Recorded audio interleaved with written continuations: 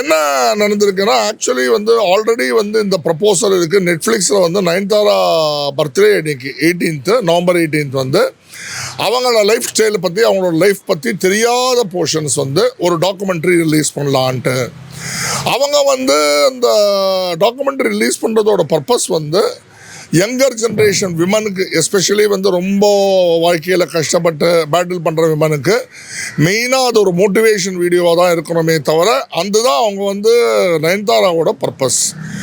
நான் இப்போ வந்து இதில் என்ன வந்து நேற்று திடீர்னு ஒரு லெட்டர் எழுதியிருக்காங்க இவருக்கு, தனுஷ் சாருக்கு, அவரோட வண்டர்பர்ட் இதுக்கு நீங்கள் வந்து அதாவது ஜெர்மனியில் அந்த வேர்டுக்கு பேர் சாடிஸ்ட், அதாவது வந்து கரண கொடூரமானவர்கள். சாடிஸ்ட்லாம் என்னன்னா அடுத்தவர்களோட துன்பத்தில் இன்பம் காண்றவர்கள். எனக்கு தெரிஞ்சு கட்டாயமாக தனுஷ் அப்படிப்பட்ட ஒரு கேரக்டர் கிடையாது. அவர் எவ்வளோ பேரை முன்ன கொண்டு இருக்காரு.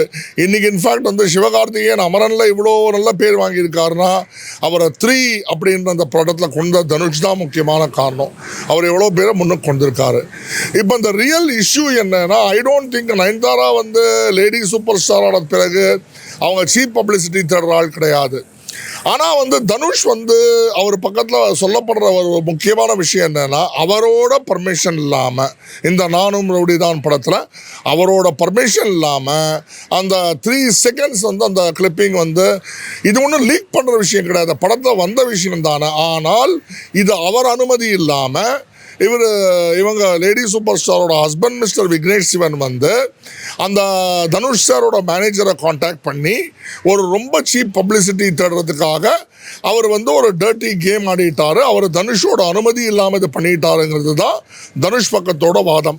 ஓகே, யாரடி நீ மோகினி வந்து ஒரு நல்ல மூவி. இன்ஃபேக்ட் அந்த மூவியில் வந்து ஆன் ஸ்க்ரீன் கெமிஸ்ட்ரி தனுஷ்க்கும் நயன்தாராக்கும் ரொம்ப நல்லா இருந்தது.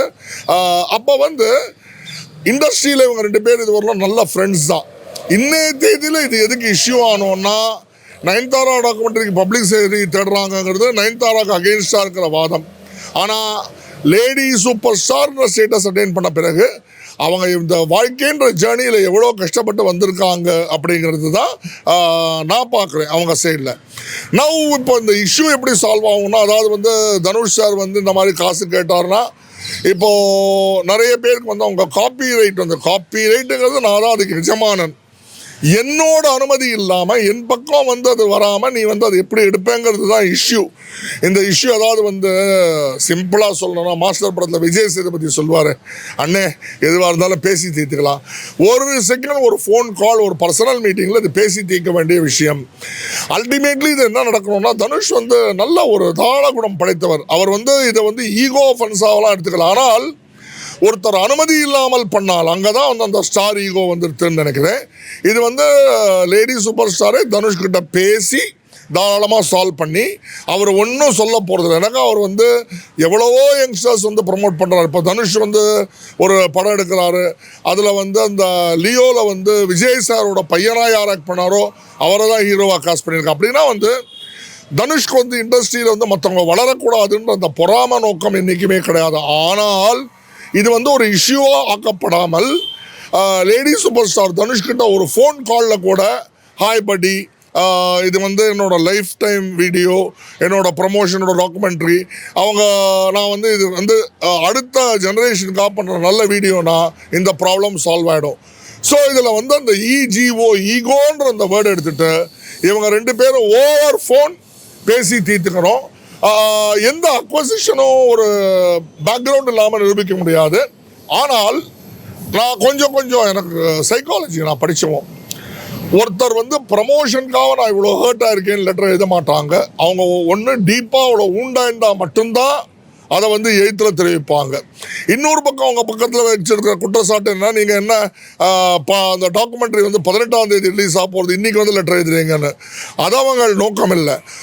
அவங்க வந்து அவங்களுக்கும் படத்துக்கு பஞ்சம் கிடையாது, தனுஷ்கும் படத்துக்கு பஞ்சம் கிடையாது. அப்படி இருக்கும்போது அந்த இது வந்து அந்த நெக்ஸ்ட் ஜென்ரேஷன் கொண்டு போகணுன்றதுனால 2 பேருக்குள்ள அந்த ஈகோவை விட்டுட்டு பேசினால், அப்படின்னா வந்து இந்த இஷ்யூ வந்து லேடி சூப்பர் ஸ்டார் வந்து வின் பண்ணணும். எனக்கு லேடி சூப்பர் ஸ்டார் வின் பண்ணால் நம்ம நாட்டு விமன் ஜெனரேஷன் வின் பண்ண மாதிரி. அவங்க ஒன்றும் ஒரு நாள் அந்த ஸ்டேட்டஸை வந்து அட்டைன் பண்ணல. கஷ்டப்பட்டு ஐயா படத்துலேருந்து வந்து அப்புறம் சந்திரமுகியில் வந்து ஃபீல்டில் வந்து கொஞ்சம் நஞ்சம் அவங்க பர்சனல் லைஃப்லேயும் அடி வாங்கலாம், நிறைய அடி வாங்கியிருக்காங்க.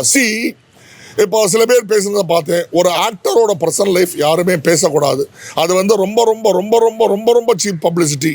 யார் எவ்வளோ கஷ்டப்பட்டு முன்னுக்கு இன்றைக்கி அவங்க என்ன ஸ்டேட்டஸில் இருக்காங்கிறத அவங்கள பார்க்கணுமே தவிர அவங்க பாஸ்ட்டுங்கிறது இப்படி திரும்பி பார்க்கும்போது அவங்க லைஃப்பில் வந்து அவங்க கற்றுக்கிட்ட பாடங்கள், அந்த பாடங்களை படமாக எடுத்து போடணும்னு கூட கிடையாது. ஆனால் இந்த டாக்குமெண்ட்ரி இந்த வரப்போகிற ஜெனரேஷனுக்கு பலவிதமான ஊக்கத்தை கொடுக்கும், பலவிதமான மாற்றத்தை கொடுக்கும் அப்படிங்கிற அந்த நல்ல நோக்கத்தில் போடும்போது இது எல்லாருமே முன் வந்து கைகூப்பி அவங்களுக்கு வந்து இதுக்கு வரவேற்பு தான் கொடுக்கணும்.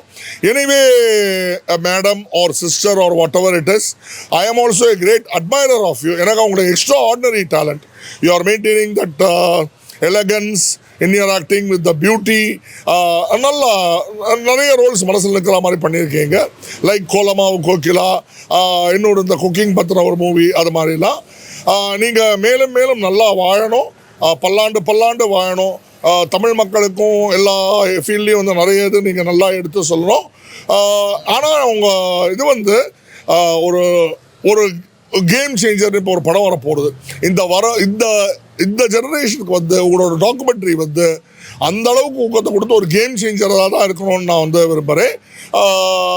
தனுஷ் சார் வந்து நல்ல மனிதர். அவரோட இது வந்து இவ்வளோ பெரிய விஷயம் ஆக வேண்டியதோ, இன்ஃபேக்ட் சோஷியல் மீடியாவில் டிஸ்கஸ் பண்ண வேண்டிய அளவுக்கு வந்திருக்க வேணாம். ஒன்ஸ் வந்தாச்சுன்னா அதுக்கு சல்யூஷன் என்ன, இதுக்கு ரொம்ப ஆப்ஜெக்டிவ் சல்யூஷன் நீங்களே டைரெக்டாக தனுஷ் சார்கிட்ட பேசிட்டு ஒரு ஃபோன் காலில் சால்வ் பண்ணிவிடுங்க. And this is my only request, because யார் ஜெயிக்கணும்னா அல்டிமேட்டாக at the end of the day cinema ஜெயிக்கணும், நல்ல விஷயங்கள் ஜெயிக்கணும், மக்களுக்கு நல்ல விஷயங்கள் போய் சேரணும். இதுதான் வந்து அடிப்படை நோக்கம். ஸோ நீங்கள் எப்போ அந்த படத்தும் போது அந்த அளவுக்கு ஒத்துமையாக இருந்தீங்களோ, உங்கள் ஆன்ஸ்க்ரீன் கெமிஸ்ட்ரி எப்படி இருந்ததோ அது ஆஃப் ஸ்க்ரீன்லேயே அந்த கெமிஸ்ட்ரியை க்ரியேட் பண்ணி ப்ராப்ளம் சால்வ் பண்ணுங்கள். We are with you 9 madam.